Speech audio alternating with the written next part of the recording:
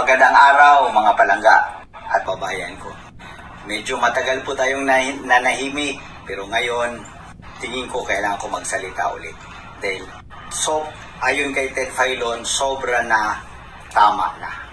Grabe na talaga ang korupsyon sa ating bansa. It has even been the corruption in the Philippines has even been noticed by the international community. If you saw the interview in Australia with, I think, Ferguson, the lady media practitioner. Nung in-interview niya si Bongbong Marcos tungkol sa ill-gotten wealth, natameme si Bongbong Marcos. Nakita niyo doon. So, kung ako lang tatanungin niyo, medyo guilty. Sa aking mga kababayan, sobrang naaawa na ako, lalo na sa ating mga kapatid na mahihirap. Ang mahal na ng bigas, ang mahal na ng mga bilihin, ang mahal pa ng mga produktong petrolyo. Pero kung makita nyo, ang nagpapatakbo na ating bansa, parang kumbaga walang pakialam. Biyahe lang ng biyahe, kumbaga para lang nagbabakasyon. 21 trips in 21 months. Kung ako yun, yung pera pang biyahe, pamigay ko lang sa mahihirap. Gawin kong tulong. Isa pa, ang dami ng drogang umiikot ngayon sa Pilipinas. Ang dami ng krimen. Isa pa, napansin ko, bakit pag ibang tao pinagbintangan, guilty na kaagad? Si Bantag pinagbintangan, hindi pa nalilitis, guilty na. Si Arnie Tevez pinagbintangan, isang araw lang, guilty na. Si Pastor Kibuloy pinapaimbestigahan, guilty na, hindi pa naiimbestigahan, pinapatawag pa lang, guilty na. Pero si Lisa Araneta Marcos, nadawit sa isang extortion issue, kaagad pinawalang sala ni Jean Fajardo ng PNP. Bakit ganon? Ilan ba ang pinagbabatayan ng batas natin sa Pilipinas? Are there two sets of laws in the Philippines? Isa para sa mga may kapangyarihan, isa para sa ibang tao.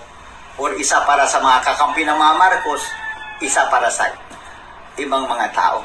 Di ba dapat sa isang bansa, isa lang ang sinusunod na batas? Dapat pantay-pantay sa lahat ng tao.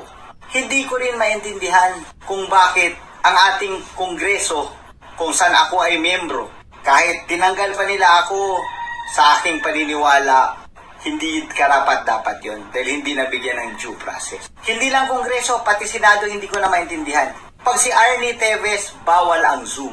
Pero ngayon, makita natin sa senado at sa kongreso, ang dami nang nagzo-Zoom. Yung mga kunwari witness nila, di ba? Bakit sila pinapayagan mag-Zoom? Sabay si Arnie Tevez, bawal mag-Zoom. So, double standard na naman. Again, tanong ko, ilan ba ang rules ng Senado? Ilan ang rules ng Kongreso? Dapat isang set lang ang rules ng mga chambers na ito. Nanggaling ako dyan eh. Alam mo, sobra na ang pang-aabuso ni Tambaluslos. Dapat na natin tong wakasan. Lahat pinagdidiktahan na nila. Lahat pinapakialaman na nila. May nakita ako kailan lang, pati LGU ng San Simon, pinapakialaman. Sobra na talaga. Ngayon, grabe ang kanilang persecution o sa Tagalog, pang-uusig sa mga taong hindi sumasang-ayon sa kanilang mga gawain at sa kanilang mga gusto. Sino ang kanilang mga inusig? Ang una, si General Bantag. Sumunod, si Arnie Tevez. Tinanggal sa Kongreso. Binigyan pa ng sobrang daming kaso na kung ano-ano. Wala na ngang witness, may kaso pa rin. Pati si Madam GMA, tinanggal nila bilang Deputy Speaker.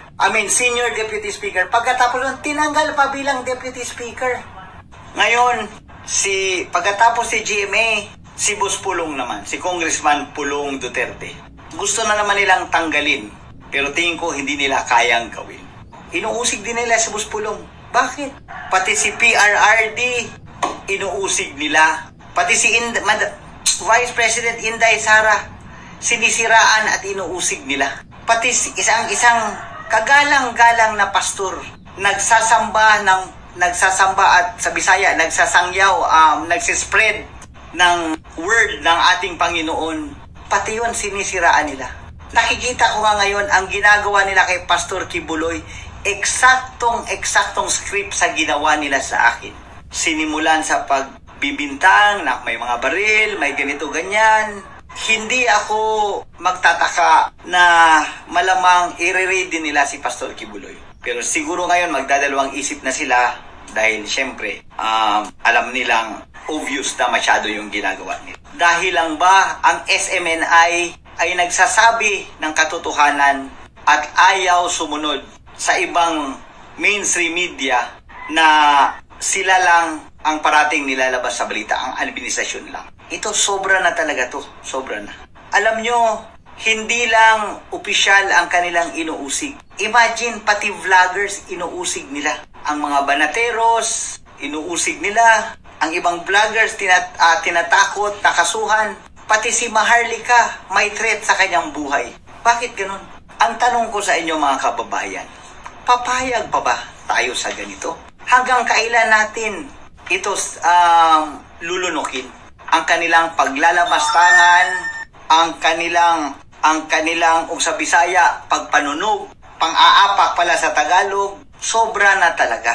Alam nyo, tama si PRRD na yung ginawa ng ama na si Marcos Sr. at ang gustong gawin ni Marcos Jr. pareho. Ako sumasang-ayon ako doon.